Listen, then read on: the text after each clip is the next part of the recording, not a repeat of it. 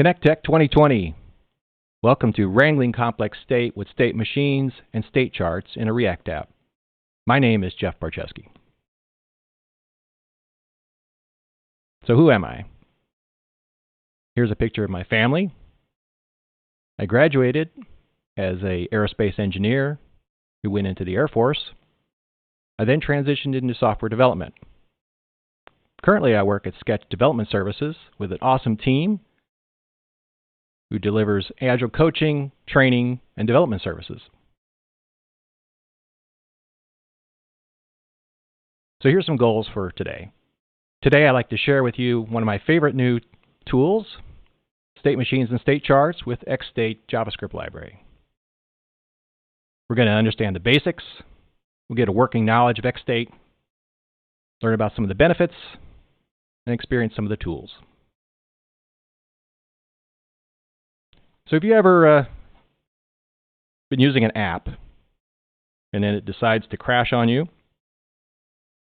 Or maybe it hangs? Or maybe the UI just becomes unusable. You can't get to that button to continue. Unfortunately, that happens way too much. And frequently, it's because of bad state. So what can we do about it? We've been using things like Redux and observables, functional programming, but how can we continue to do better? Well, enter finite state machines. Finite state machines have been around since 1955 and 1956 when Mealy and Moore introduced them. It's a way of representing the state that the application can be in and the events that would transition between those states. So for instance, we have a picture here of an old lamp with two switches, one off and one on. When the on button is clicked repeatedly, it changes the different brightnesses. But state machines don't go far enough because they have limited states. Because it's a finite state machine, you actually have to define all of the various states. And sometimes as you grow your app, it just becomes unwieldy to have all the different states. So David Harel in 1984 came up with a superset of state machines called state charts. And the idea here was that you could represent multiple states in a single state machine.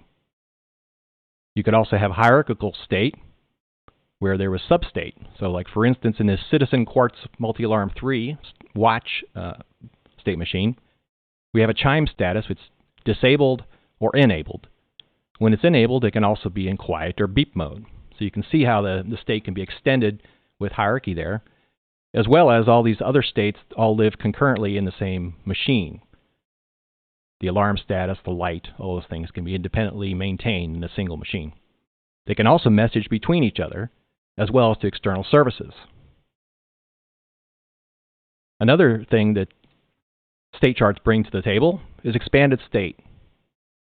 Expanded states allows you to also maintain state, the data that comes from elsewhere. So it comes from fetching data from the web, or from an API, or from data the user enters. That can also be maintained in the state machine. So XState is a JavaScript library which implements state machines and state charts, created by David Korshid. It can be used with any JavaScript framework or even just plain JavaScript. It does have helpers for React and Vue, but it's pretty lightweight regardless. One of the great things about XState is that it's very simple to configure. So originally when I learned about state machines a long time ago, I really couldn't justify their use because of the complexity it took to create them. But now with XState, it's pretty simple. You can just basically import the XState, pass in a simple object configuration, and you're ready to start using it. You can send events, much like you would do with Redux or hooks, and it updates the state and triggers events and changes. It has great documentation, responsive team. When I reached out to David a couple weeks ago with an issue on GitHub about a bug I had encountered on a Saturday, within about an hour, he had it fixed and pushed. So I was amazed at the responsiveness of the team. So definitely check out XState. So let's get into some demos in code, see what this really looks like. So XState is available at XState.js.org. Great documentation on this site. There's also a visualizer, which allows you to actually try out your states. So in this case, I'm representing a state machine that I actually just created.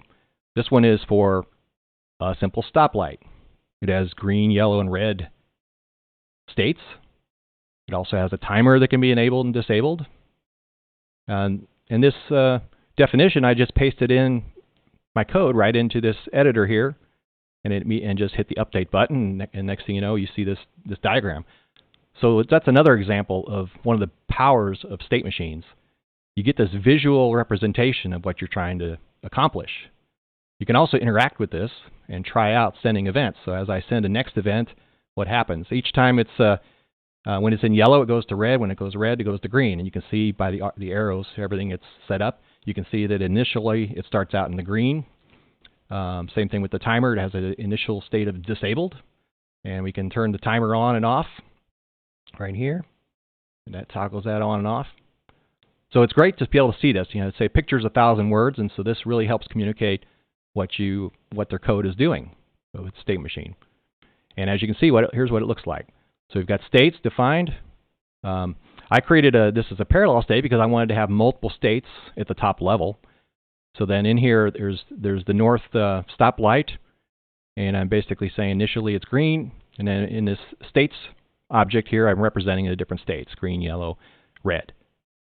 And then basically with this is like on this event, on the next event, then what is it going to do? I'm going to transition to yellow.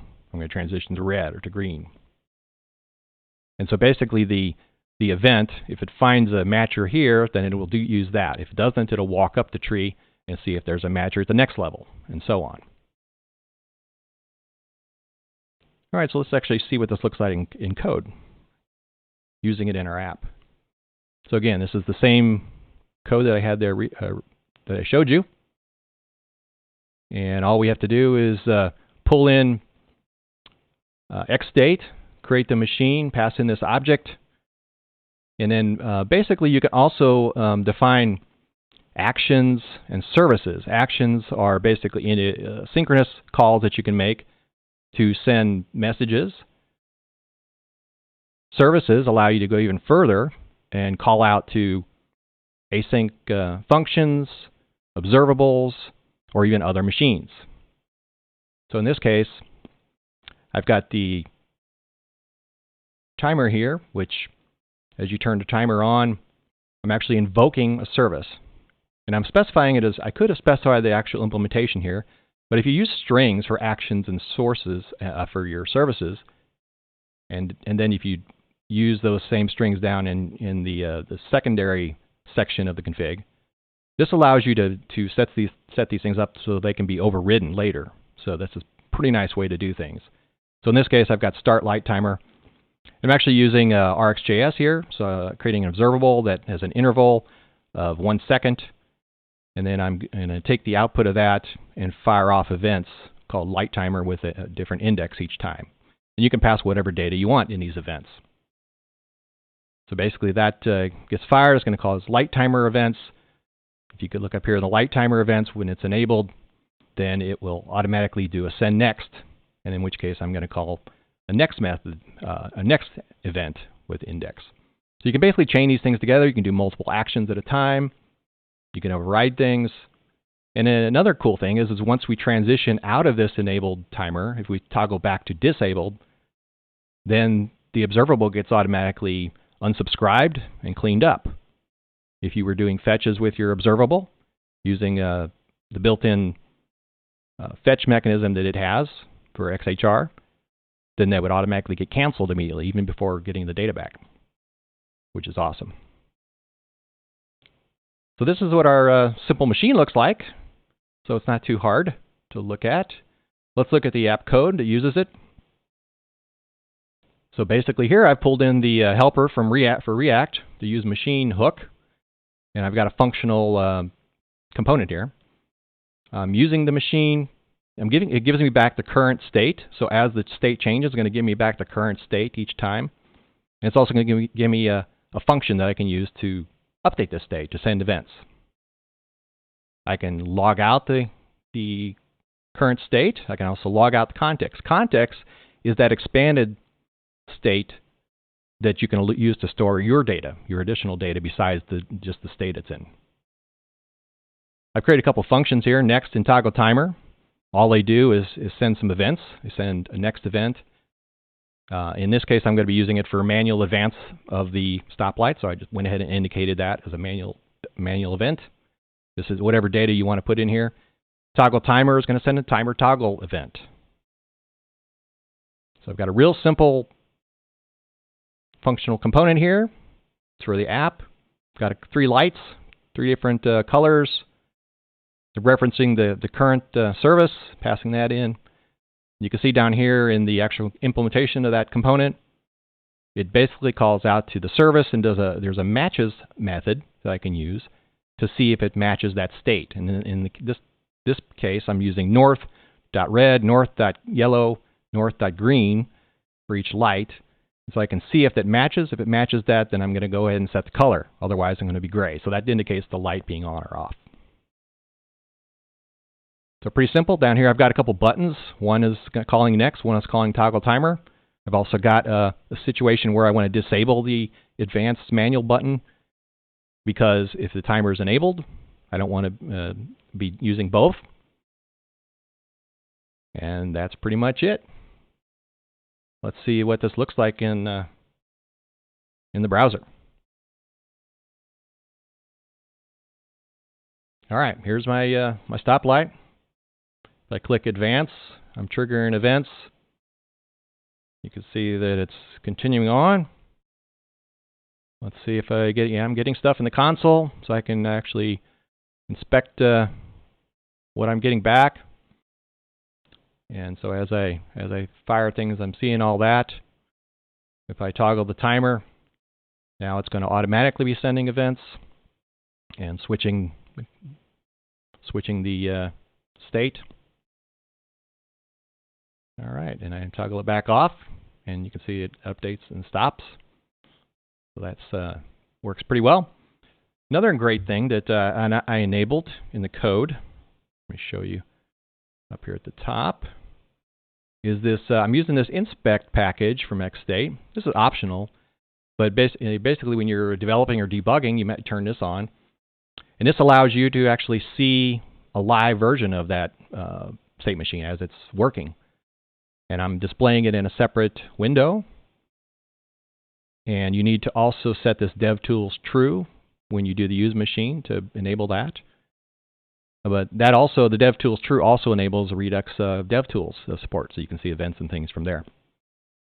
So when I turn this on, which it's on right now, and I can show you the other side of it, it actually created another window. And you see that similar state machine now in a separate window. And as we click through this thing, you can see that it updates live. And if I turn the timer on, you can see that it's triggering events. And let me pull this down a little bit here, but you can see the full thing here. There's state events, and you can see all the different events. You can expand these and see what the event was. There's a sequence chart that also shows you things. But basically, this is awesome because now you can see the full thing. You can see the context, if there was any context I'm storing. You see the events.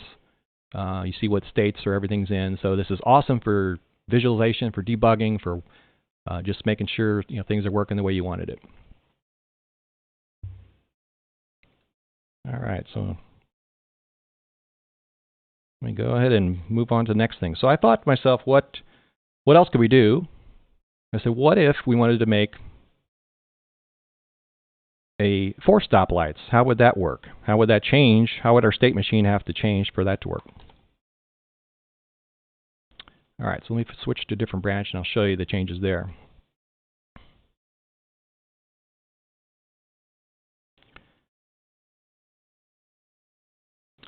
All right, so basically what I did there is I Oh, sorry, I want to continue here.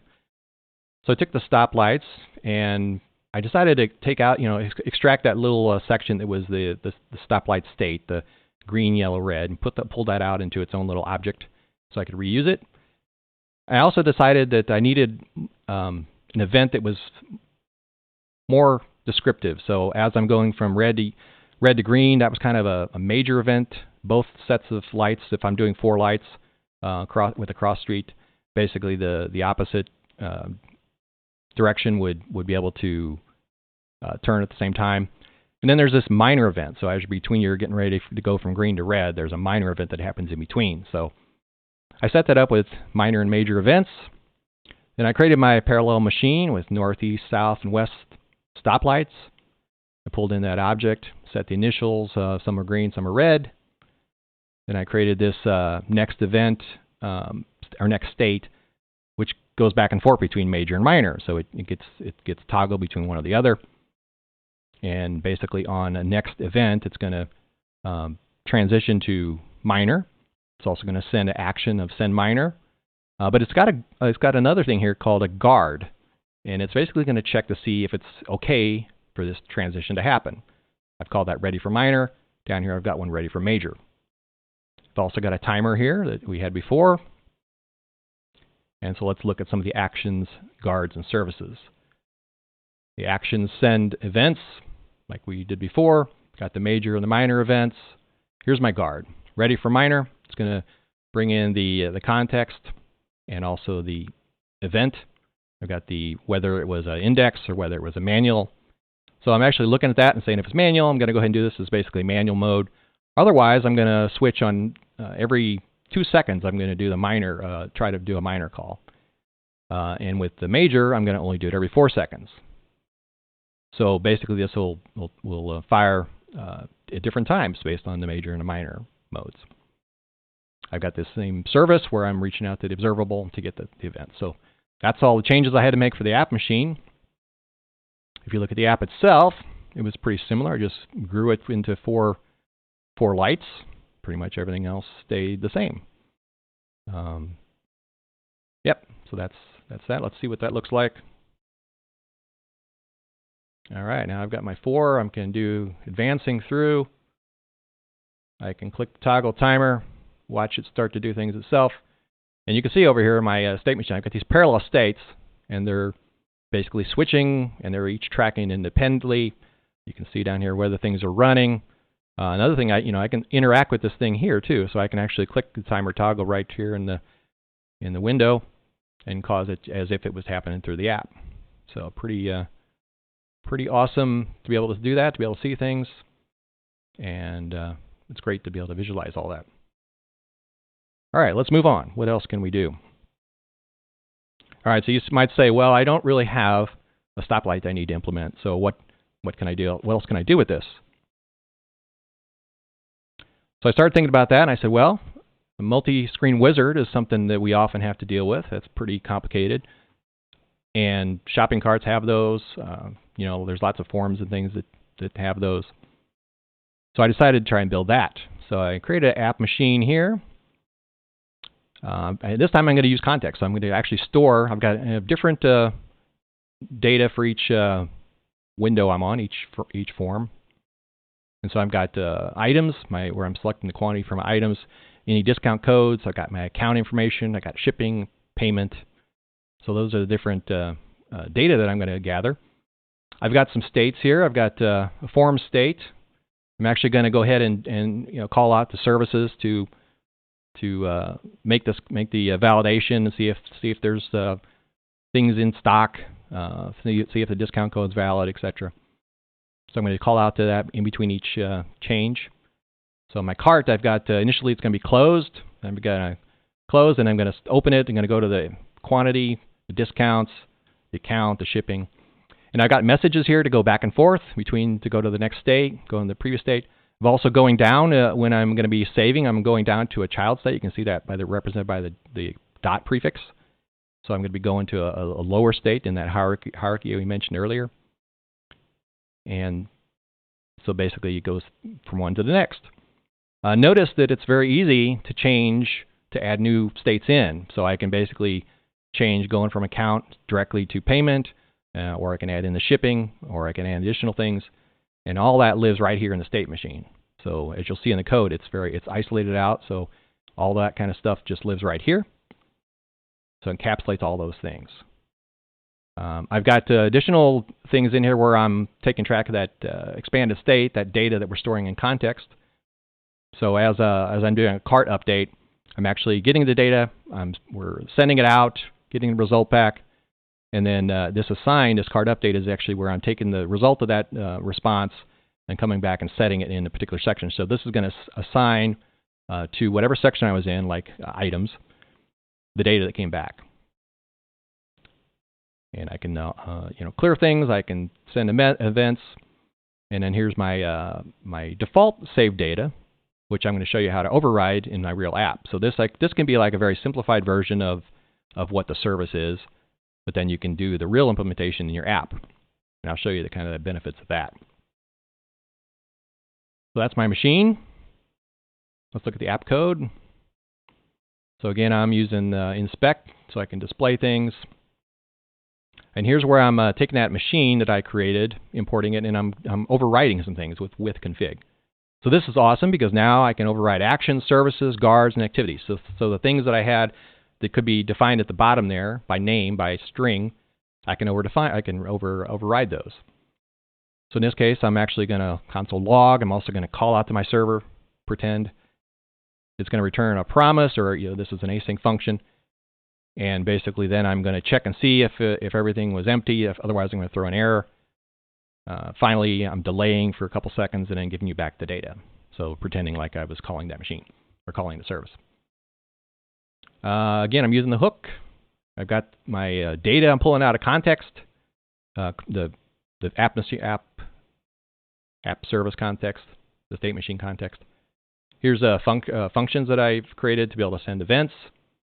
Whether or not I'm being saved, I'm checking to see if that state is in being saved mode. And so that's all this is set up initially here, and then I'm just passing that in. I'm actually storing this in context so that I can actually send this down to many levels. The service is being stored in context.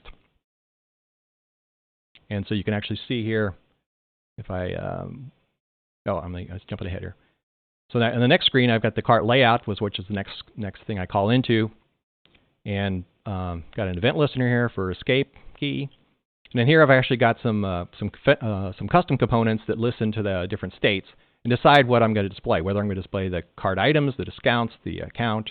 I'm passing the props in through each one. And those matchers are done real easily. For in the matches, I'm doing current.matches, similar to what I showed before.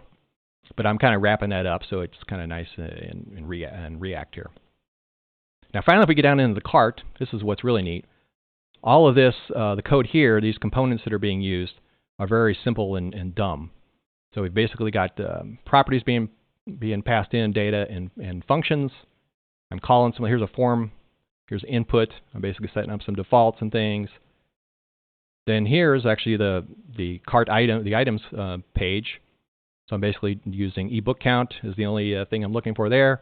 We've got discounts I'm using for discount code. Here I want email, shipping address, payment, and review, and receipt. So I've got basically all the different things I want to display. Let's see what that looks like.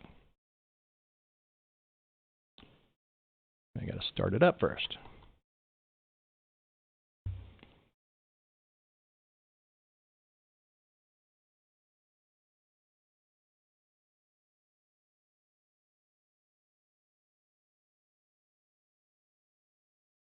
All right, we got our cart. So as we toggle it open, you can see that we also have the state machine over here to the right. And you can see how it's selected the items state became active now. So if I wanted to enter in some, I can enter that in. I can also go back out of the cart and start back over. But now I'm going to go ahead and let's go and continue. Okay, so I'm actually calling out to my service. So in between each of these steps, I'm calling out to my service with the data so it can do whatever I want with that data. Here, I'm actually going to get my account information, validate that. And as you can see over here to the right, down here, we're down here in the shipping section. But in this context, we've got the different data being saved that we just stored. So ebook count, code, all that stuff. So it's collecting all that information for us, so we have it just like if we were using Redux, but much simpler, in my opinion, to have this all together. All the information of how it reacts, how the logic works.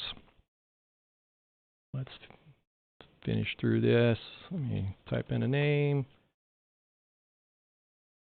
All right, we got our review. I'm going to go ahead and pay. All right, I got the link to it. I can print this out. Click again, and it's gone. And I can actually look up here now in the context. I've cleared out a lot of these things. I've kept the account, so I was able, I had basically my service. After I called that, then I went ahead and cleared out some of the context, but you can selectively keep what you want. So let's see how I did that. So actually, when you can also have entry and exit events, and so on those, or as you enter and exit states, you can do work as well. So here I said, when I'm in the receipt state and I exit, I'm going to call this action, this cart clear data action. And if you go down to cart clear data, I'm basically saying assign to my context items, discounts, shipping, and payment of empty. So that makes it real easy to change data, to keep track of it, to call out the services. It's pretty powerful.